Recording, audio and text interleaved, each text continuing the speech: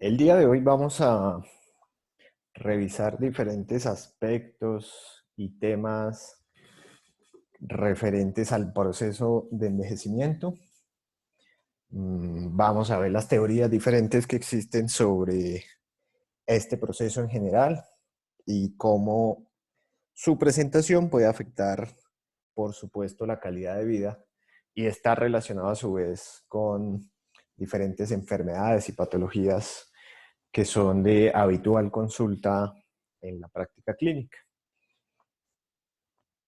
Veremos entonces aspectos del impacto del envejecimiento, mecanismos y teorías referentes a él, aspectos clínicos que hay que tener en cuenta en el abordaje del envejecimiento y finalmente algunos aspectos del tratamiento que se realiza para este proceso natural y más que tratamiento, una terapéutica basada en los productos de la abeja que permite impactar de forma positiva los diferentes mecanismos que ocurren en el cuerpo y que se presentan como consecuencia de la edad.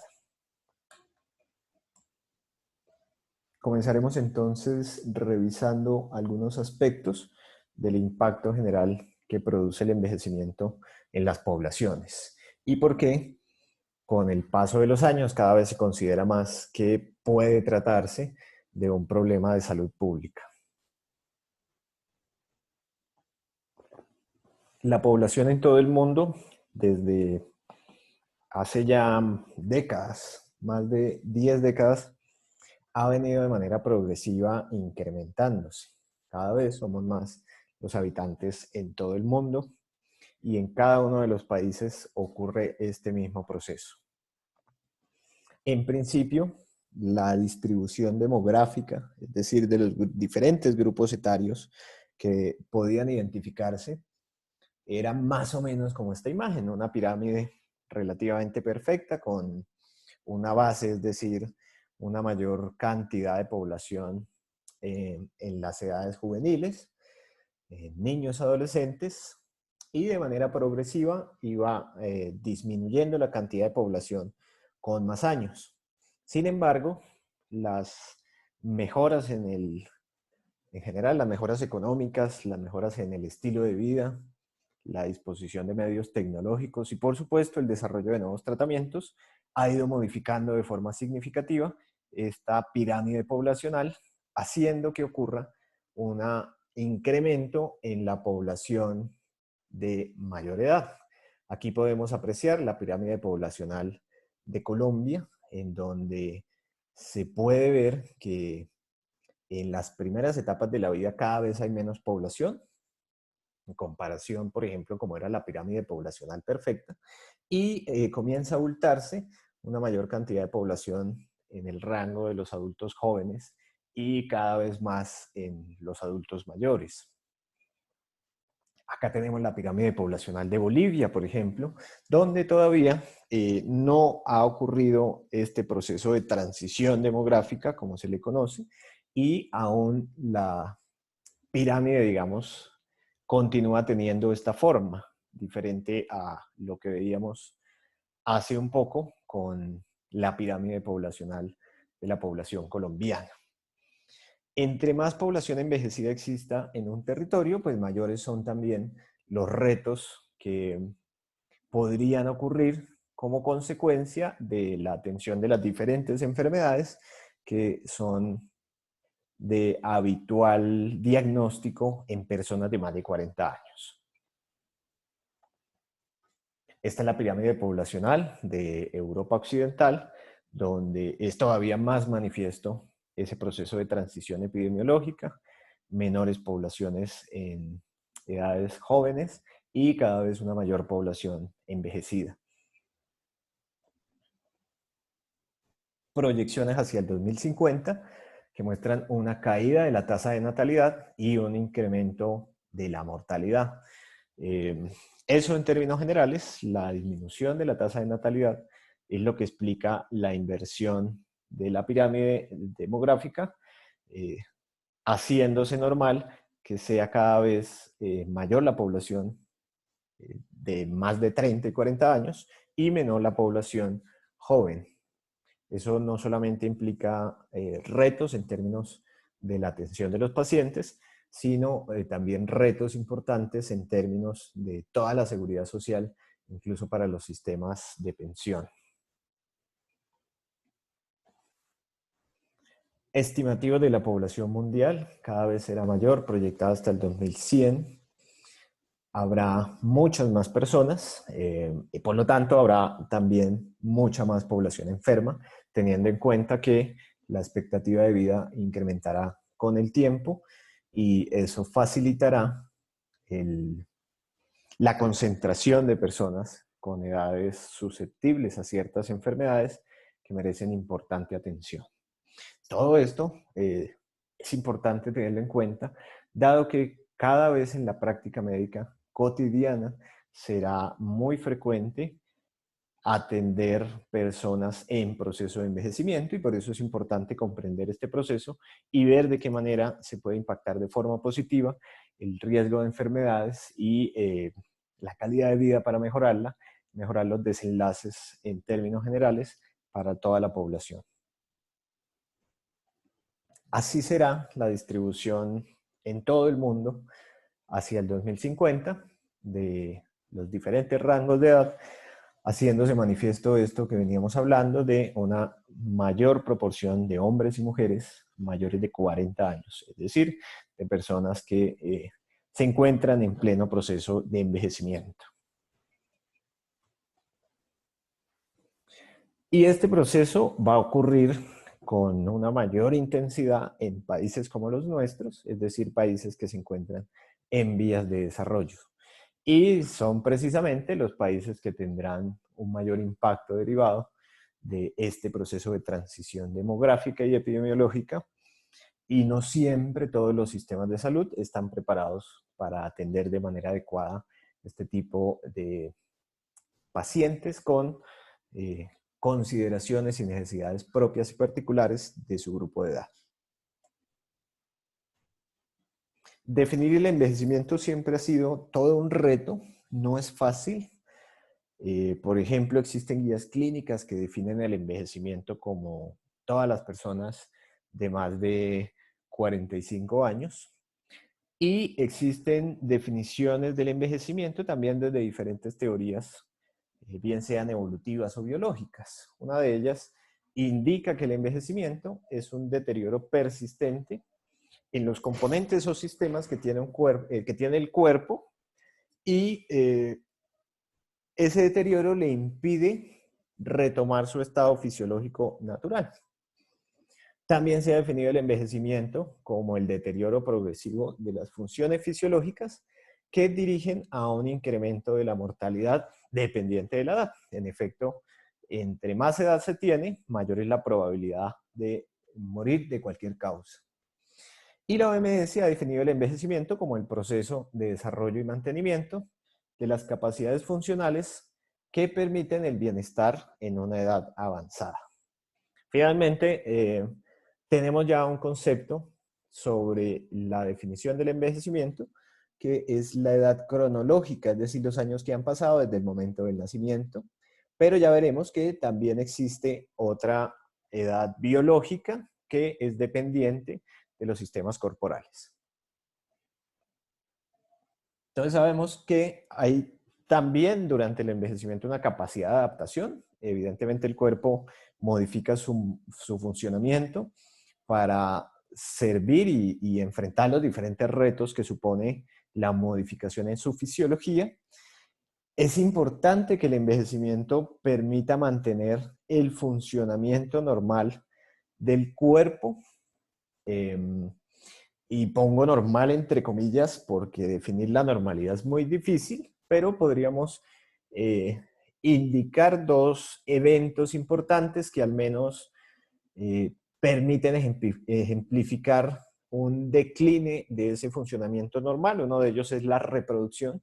Evidentemente, con el tiempo se pierde la capacidad de reproducción y la reparación tisular, que con el paso de los años es cada vez menos eficiente. Y también sabemos que como parte del proceso del envejecimiento hay una mayor morbilidad de todo tipo, una mayor mortalidad y es un proceso natural, al menos por ahora. es natural y irreversible. ¿A qué edad comenzamos entonces a envejecernos? Hay una pregunta bien difícil de contestar. Y unos investigadores publicaron una investigación bastante completa en el Nature Medicine hace poco, y ellos precisamente intentaron dar respuesta a esta pregunta. Es evidente que existen momentos en los cuales diferentes edades, es decir, una edad joven, una edad de adulto o de adulto mayor, se entrecruzan por diferentes motivos biológicos. Y entonces ellos empezaron a medir diferentes proteínas que son indicadores de deterioro de las funciones fisiológicas y encontraron que a partir de los 34 años comienzan procesos moleculares propios del envejecimiento. Es decir, que varios de nosotros ya estamos en proceso de comenzar el envejecimiento o varios también ya estarán de hecho en curso con el envejecimiento. 34 años, una medida igual poblacional y no es la misma para todos, porque de acuerdo al estilo de vida, a la genética propia de las personas y a los mecanismos de reparación que tenga su propio cuerpo, puede hacer que el proceso de envejecimiento sea más o menos rápido. No siempre la edad cronológica, es decir, los años cumplidos, es igual a la edad biológica, es decir, que tanto tiempo ha pasado sobre el cuerpo y cada uno de sus sistemas. En la mayoría de las personas debería ser similar, con algún margen de error, pero deberían ser más o menos similares. Cuando una persona tiene una edad biológica mayor que su edad, hablamos de envejecimiento prematuro, y existen otras personas afortunadas también por genética que tienen un cuerpo biológicamente más joven que su edad cronológica y ellos tienen un menor riesgo de presentar diferentes enfermedades relacionadas con el proceso de envejecimiento. También se ha intentado revisar qué tan diferentes son este tipo de edades y se ha encontrado que el daño del ADN mitocondrial es un buen predictor de la edad biológica y se puede utilizar para la estimación de la diferencia que pueda eventualmente existir entre la edad biológica y la edad cronológica. Todo esto, por supuesto, se presenta como consecuencia de la interacción de mecanismos genéticos con el medio ambiente en el cual la persona se desenvuelve y la forma en la cual funciona. Finalmente, todos buscamos lograr un envejecimiento saludable en la medida de lo posible, es decir, un envejecimiento que, si bien pueda eventualmente tener enfermedades, estas sean de bajo impacto sobre la calidad de vida y que se permanezca con una buena capacidad funcional. Todos estos son factores que impactan de forma significativa sobre el proceso de envejecimiento para lograr un envejecimiento saludable. Primero, por supuesto, la calidad de vida, no solamente del hoy, sino de toda la vida desde el primer año de nacimiento hasta el final de los días. El bienestar, la autonomía, el bienestar social, bastante importante, entre otras, porque el envejecimiento se define también desde la forma en la cual una persona de cierta edad es percibida por su grupo social. La capacidad mental, importantísimo mantenerla para tener un envejecimiento saludable, que no exista discapacidad y que exista un bajo impacto de todas las enfermedades crónicas que suelen ocurrir después de los 40 años. Algunos mecanismos y teorías referentes al proceso de envejecimiento. Y lo primero que hay que decir es que el proceso de envejecimiento es un proceso complejo en el cual intervienen muchísimos factores y no siempre es posible identificarlos todos. Se ha intentado explicar este proceso desde diferentes ópticas, unas descritas como estocásticas, que es decir, derivadas del azar, de diferentes factores que al azar producen el proceso de envejecimiento, y otras determinísticas principalmente aquellas que son genéticas, que intentan explicar de una manera como blanco-negro, sí o no, en la presentación del envejecimiento. Finalmente, en la actualidad todos sabemos que es la combinación de todas estas teorías la que probablemente explique el proceso de envejecimiento humano tal cual como se presenta en la actualidad. Factores genéticos que impactan directamente sobre el proceso de envejecimiento, y mucho de la genética que conocemos sobre el envejecimiento lo sabemos gracias al estudio de pacientes que desafortunadamente han desarrollado síndromes clínicos de envejecimiento prematuro o progeria. Principalmente estos factores genéticos implicados en el envejecimiento son aquellos que codifican para proteínas relacionadas con la reparación del ADN, con los procesos de transcripción y traducción de los genes, y con proteínas estructurales que son necesarias para los procesos de recombinación genética durante el momento de la división y multiplicación celular. Estos factores genéticos se ven impactados por exposiciones medioambientales, por supuesto por la sobrecarga adaptativa o el mal manejo del estrés, e incluso por los traumatismos que se puedan surgir a lo largo de la vida. Tenemos una tabla en la cual vemos ejemplos de varios genes que han sido relacionados ya en síndromes específicos como causantes de envejecimiento prematuro.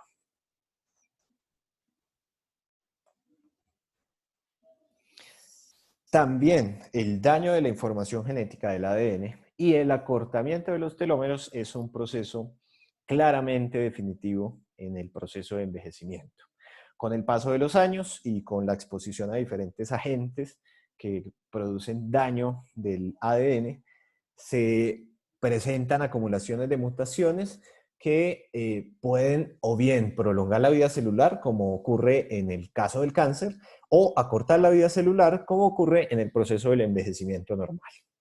Y estos telómeros, con cada proceso de división celular, después de cierto tiempo ya no pueden mantenerse del mismo tamaño, y con el tiempo darán lugar al desarrollo de mutaciones o de errores graves en la información genética, que hará que la célula entre en estado de senescencia.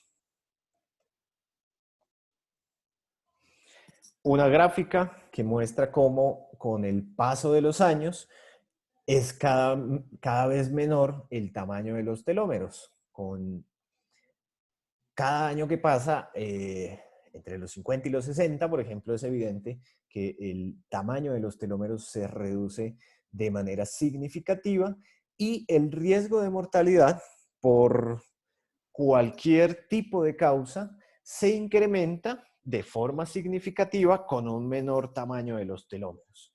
Es decir, a un mayor acortamiento de los telómeros es más riesgoso para la persona en términos de llegar a presentar un evento de mortalidad. A los 70 y 80 todavía más manifiesto, y los riesgos casi que se multiplican por 100 a los 80 años con cada acortamiento de los telómeros. La lesión del ADN mitocondrial es otro evento grave que puede ocurrir como parte del proceso de envejecimiento normal que ocurre en el cuerpo. Estas alteraciones del ADN mitocondrial ocurren principalmente por tres procesos. Uno, errores en la replicación, es decir, al momento de la división celular. Se presentan mutaciones graves que conducen a la alteración del funcionamiento de la mitocondria. Pero también ocurren como consecuencia de la acción de los radicales libres de forma sostenida en el tiempo. Nuevamente, la importancia de controlar de forma adecuada los procesos oxidativos en el cuerpo, y también como parte del deterioro de procesos de fisión y fusión mitocondrial que son esenciales para su funcionamiento adecuado. Todos estos errores conducen a la lesión del ADN mitocondrial, que también está implicado en el proceso del envejecimiento. De hecho, en la actualidad se utiliza la medición, al menos en laboratorio, del ADN mitocondrial como indicador del envejecimiento biológico. Y está muy bien relacionado que a menor tamaño de los telómeros, es decir, entre más cortos estén, también se presentan mayores errores en el ADN mitocondrial de las diferentes poblaciones celulares. Los radicales libres son un agente supremamente importante dentro del proceso de envejecimiento, porque ni bien el crecimiento y la diferenciación de diferentes grupos celulares conducen a su daño y muerte e incrementan el riesgo de mutaciones.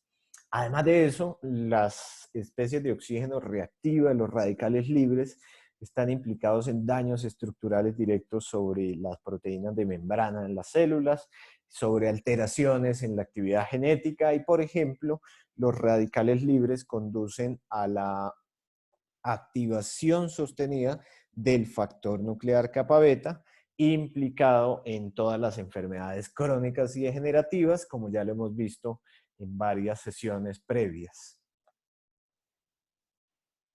También se ha descrito que procesos de glicación y lisinación en las diferentes estructuras proteicas que hacen parte de la matriz extracelular y de las proteínas de superficie en la membrana celular se presentan también con mayor frecuencia en el envejecimiento. Y este tipo de procesos no solamente produce alteraciones funcionales en las proteínas y en la matriz extracelular, sino que además modifica morfológicamente los tejidos, lo cual en parte explica también los cambios visibles que ocurren, por ejemplo, con el paso de los años sobre la piel.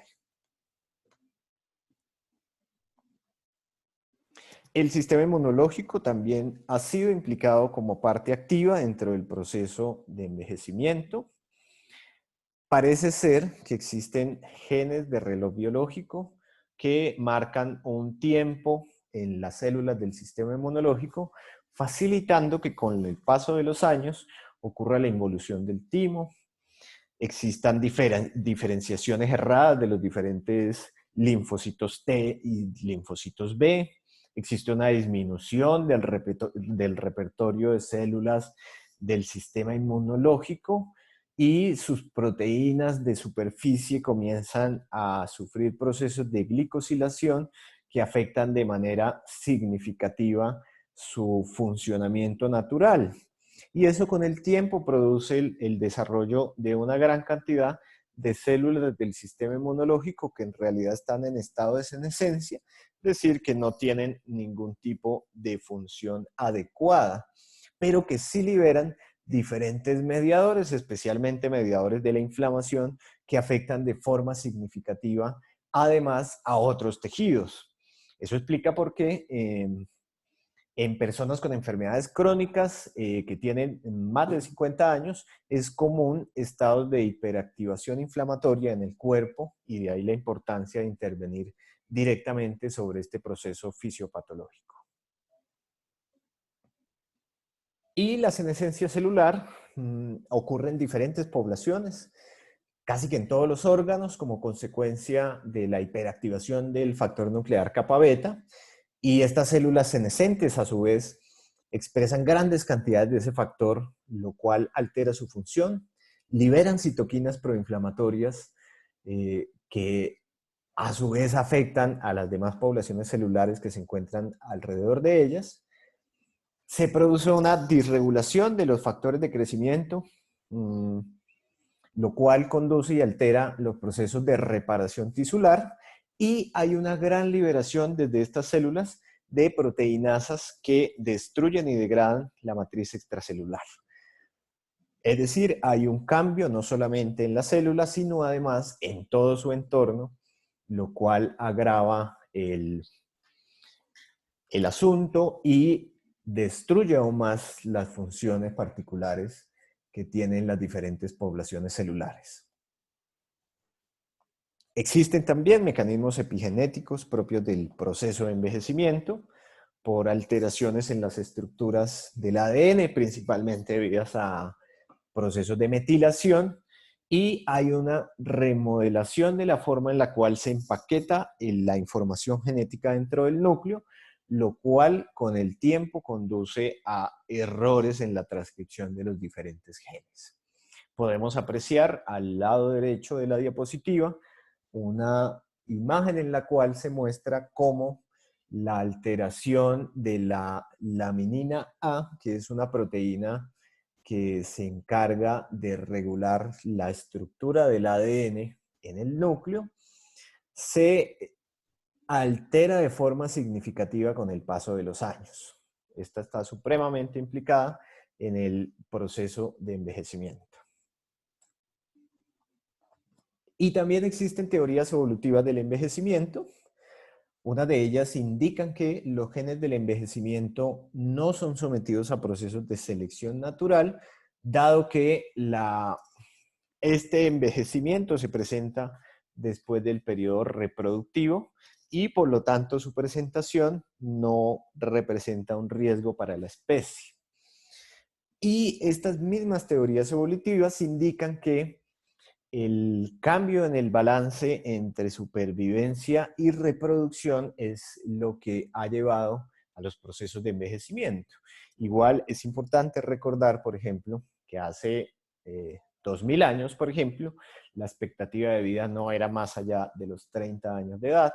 En la actualidad ya estamos cercanos a los 80 años. Eso, por supuesto, debido a las mejoras en el estilo de vida que hemos podido tener con el tiempo, pero a su vez nos hemos sometido a este proceso que naturalmente no se presentaba. Algunos aspectos clínicos referentes al proceso de envejecimiento. Importante recordar que ocurren cambios en casi todos los órganos y aparatos en el organismo. Aquí mostramos los más relevantes, por ejemplo, desde el punto de vista osteomuscular, ocurre un descenso de la masa muscular, existe una pérdida de la masa ósea y también existe una pérdida del cartílago articular. En el sistema cardiovascular es evidente el deterioro de la función endotelial y su calcificación. En términos de la grasa corporal se produce un aumento que puede llegar a ser hasta del 30%, solamente derivado de la edad. En los riñones empieza a haber esclerosis de las diferentes unidades funcionales, lo cual explica el deterioro progresivo en la tasa de filtración glomerular que ocurre después de los 40 años de forma sostenida. Se reduce la velocidad del metabolismo basal y en el sistema nervioso ocurre una disminución de la masa encefálica y una reducción del flujo sanguíneo cerebral. Es decir, hay muchos cambios bastante importantes en cada uno de los sistemas del cuerpo y cada uno de esos permite explicar ciertos síntomas que se presentan en las personas como consecuencia del paso de los años. Enfermedades comunes en personas de más de 40, 45 años, la artrosis, entidades que cursan con dolor crónico como la radiculopatía, por ejemplo, la diabetes, las neumopatías crónicas, especialmente en personas que consumieron tabaco o personas que cocinaron con leña, la enfermedad cardiovascular, muchas veces derivada del no diagnóstico oportuno de la hipertensión arterial, y las entidades como la demencia, que cada vez son más frecuentes en la población y que afectan de manera significativa la calidad de vida de las personas. Y diferentes factores influyen dentro de este proceso. Ya hablamos de la genética, por ejemplo, pero también está la etnia, está el estrato socioeconómico, el manejo del estrés que tenga la persona. Si la persona no maneja de forma adecuada el estrés, con el tiempo se produce en el cuerpo la sobrecarga derivada de la respuesta sostenida a él y con eso ocurre un envejecimiento prematuro mucho más marcado. La dieta, los hábitos de actividad física y por supuesto el tabaquismo y el alcoholismo que alteran de forma bastante grave el funcionamiento normal del cuerpo. Y dentro de la evaluación o abordaje de estos pacientes, es importante tener en cuenta siempre la evaluación de su estilo de vida y no olvidar que nunca es tarde para impactar de forma positiva sobre malos hábitos alimenticios o de sedentarismo que ocurran en las personas. Evaluar siempre la capacidad funcional. Uno puede utilizar escalas también de calidad de vida para medir el impacto de la edad y de las diferentes enfermedades que tenga la persona sobre su vida general. Evaluar la capacidad cognitiva y no olvidar nunca, por ejemplo, la evaluación de la polifarmacia, sobre todo en pacientes que tienen enfermedades crónicas y degenerativas. Es muy común que se indiquen muchos medicamentos a la vez y estas interacciones pueden de hecho ser a veces más nocivas que el mismo tratamiento que se indica. Y en la medida de lo posible, reducir el consumo de este tipo de medicamentos. Vamos a ver algunos aspectos de cómo la apiterapia puede intervenir de forma adecuada sobre el proceso del envejecimiento. Y uno de los mecanismos importantes y que le pega también al proceso del envejecimiento, así como a todas las enfermedades degenerativas, es la modulación que produce el veneno de la abeja sobre el factor nuclear kappa beta. Utilizamos el veneno de abejas de forma inyectable y también tomado por vía oral. Ponemos una recomendación al lado izquierdo de la forma en la cual debería consumirse. En términos meramente estrictos, la aplicación inyectable para el envejecimiento podría ser aplicada por vía intravenosa, intramuscular o subcutánea. Por supuesto, si se está interviniendo sobre una patología en particular, pues esa misma aplicación seguramente será útil también para frenar el proceso de envejecimiento. Podemos ver en la figura una muestra de cómo el veneno de la abeja reduce de forma significativa los niveles del factor nuclear kappa beta activos en la célula. Cuando se administra el veneno de la abeja, se bloquea o se inhibe su actividad de forma significativa, lo cual explica por qué es tan útil su uso en el tratamiento de diferentes patologías y particularmente también como parte del abordaje del proceso de envejecimiento. Siempre la combinación del procedimiento inyectable con el producto tomado permite mejores resultados por la biodisponibilidad que logramos en el cuerpo. Tiene también el veneno de la abeja un impacto directo sobre factores de crecimiento. Particularmente se ha descrito su efecto sobre el factor de crecimiento derivado del cerebro, importante para el funcionamiento del sistema nervioso central. La aplicación del veneno de abejas incrementa de manera significativa su liberación y este es uno de los mecanismos que explica por qué el veneno de la abeja es útil para la prevención del deterioro de las funciones cognitivas. Por supuesto, genera una reducción significativa de los marcadores de la inflamación por diferentes mecanismos. Uno de ellos es el de la inhibición del factor nuclear kappa beta, pero también por la actividad que posee y la disminución que produce sobre la vía del STAT3. Aquí tenemos una recorderis de la vía del STAT3, que es una vía muy compleja, pero que finalmente su activación conduce a alteraciones en el funcionamiento de la mitocondria, alteraciones en la transcripción genética e incremento de la respuesta a diferentes agentes proinflamatorios, interleuquinas, que llegan a los diferentes receptores en las células. Por supuesto, es un proceso natural, pero cuando este se activa de manera significativa y no sostenida, no controlada, empieza a deteriorarse el funcionamiento del cuerpo. Por eso es importante el efecto que posee el veneno de la abeja sobre esta vía de señalización intracelular.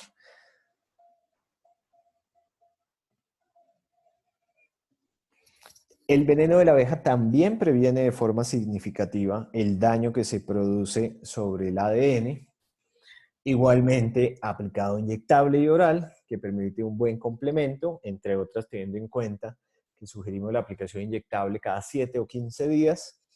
Entonces, en ese caso, el consumo oral nos permite complementar durante esos días de no terapia el efecto terapéutico. Y la imagen que vemos al lado derecho es el resultado de una investigación en la cual suministraron veneno de abejas en poblaciones celulares sometidas a altos niveles de estrés que producían daño del ADN, y se evidenció que la administración del veneno de la abeja protege a esas células contra ese daño. Es decir, eso al final se traduce en una menor velocidad de envejecimiento y una mayor capacidad funcional de las diferentes poblaciones celulares.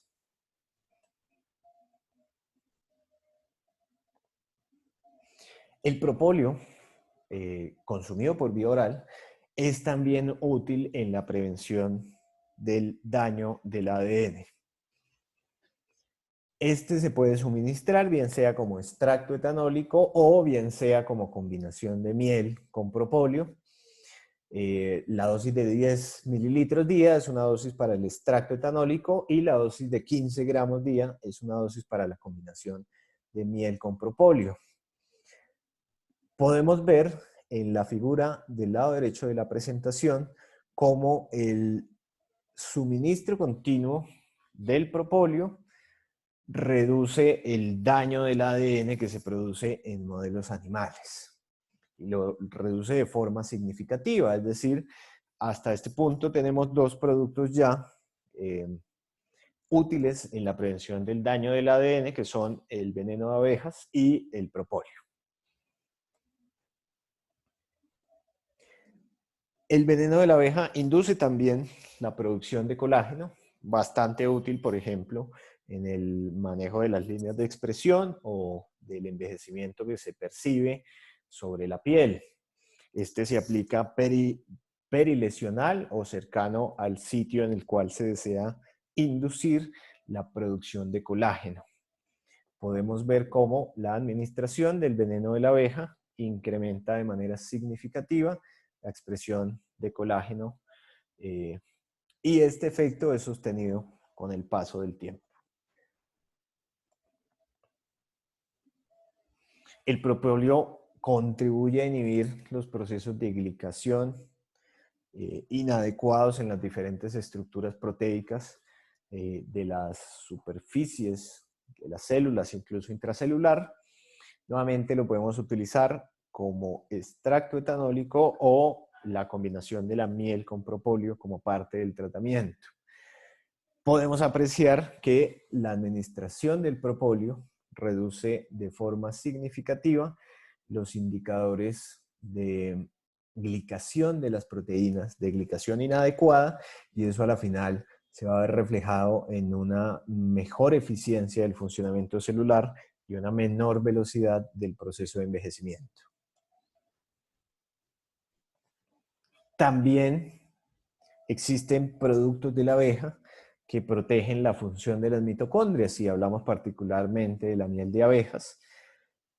La dosis sugerida para lograr este efecto es de 15 gramos por día, y a través de un estudio bastante interesante se logró ver cómo la administración de la miel de abejas reducía el estrés oxidativo a nivel de la mitocondria, el daño del ADN mitocondrial y finalmente reducía la inducción de apoptosis por alteraciones de la función mitocondrial. Tiene también un efecto antisenescente. En este particular se logra con la combinación de la miel de abejas y jalea real por dos mecanismos importantes. Uno es el incremento de la superóxido dismutasa y el segundo es la disminución de la actividad de la vía del mTOR, que es un mitógeno activado principalmente en procesos inflamatorios crónicos, y también por una disminución en la expresión de la proteína tumoral P53. Este mismo efecto es relevante en términos de la prevención del cáncer. Entonces tenemos un efecto anticancerígeno y un efecto antisenescencia celular. que es bastante importante finalmente para mantener el funcionamiento adecuado de los diferentes órganos y estructuras celulares.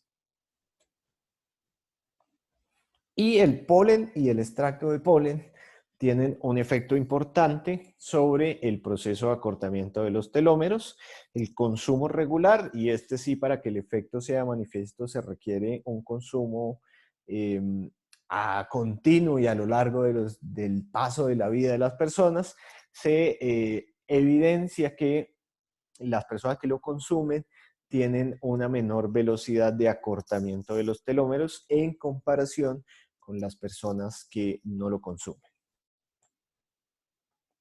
A manera de resumen, pudimos apreciar entonces que el envejecimiento es un proceso complejo que deriva de diferentes procesos y de diferentes alteraciones en los mecanismos fisiológicos y moleculares que están en el cuerpo, y que el uso de los productos de la colmena permiten el control del estrés oxidativo, incrementan la producción de colágeno en el cuerpo, modulan el funcionamiento del factor nuclear kappa beta, modulan la inflamación, logran un retraso en los procesos de senescencia celular, inhiben la glicación de las proteínas, protegen el ADN y optimizan y favorecen la función mitocondrial.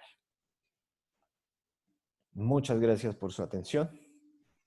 Quedo atento a las preguntas que hayan surgido o que tengan para responderlas con mucho gusto.